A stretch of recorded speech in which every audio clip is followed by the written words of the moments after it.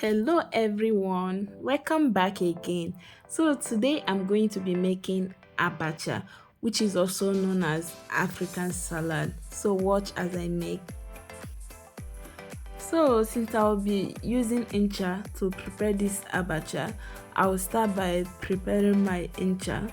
First I will soak my potage, powdered potage in water, then leave it for some time for it to settle before I sieve it. Next, I'll go ahead to soak my abacha with hot water to help it to soften it. Next, I'll go ahead to soak my abacha with hot water. This is to help to soften the abacha and also help it to rise also. Try to soak your abacha for about 6 to 10 minutes depending on how dried and hard your abacha is, and after that go ahead to use your sieve to drain the water out.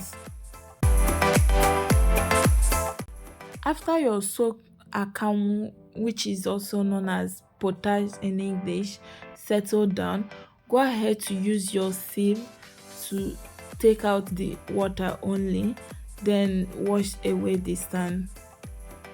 After you are done extracting the water from your soaked potage, go ahead to add in your palm oil, and after that use your wooden spatula to stir and combine everything together. You have to continue stirring the palm oil and the potash water until it changes color and becomes thick. Next, go ahead to add in your blended crayfish, ehulu, which is also known as African nutmeg, and your ogiri. And after that, add in your salt and stock cube. Then use your wooden spatula to mix together. While stirring, try to taste your mixture to know if there is any need of adding salt to it.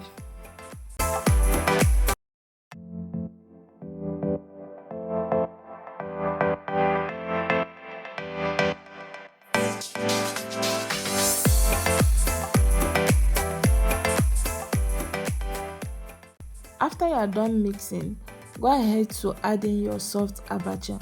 One more thing guys, try to check on the quantity of your mixture.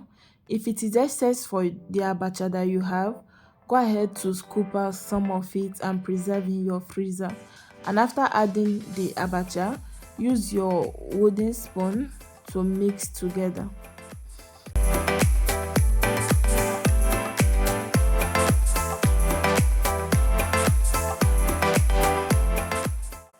Next, go ahead to add in your opaka. This is also called oil bean in English. After adding it, use your wooden spoon to stir and make sure you combine everything together. At this point, you don't need to stir your abacha too much again.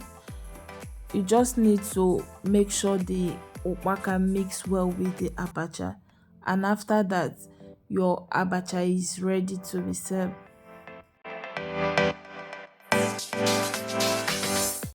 So now I'm going to go ahead to dish out my abacha. I will be garnishing it with some fresh garden egg, fried mackerel fish, and some fresh onion. Guys, if you like this recipe, please don't forget to drop a comment on the comment section, and if you are new to this channel, please don't forget to subscribe, like and share this video. See you all in my next video. Bye.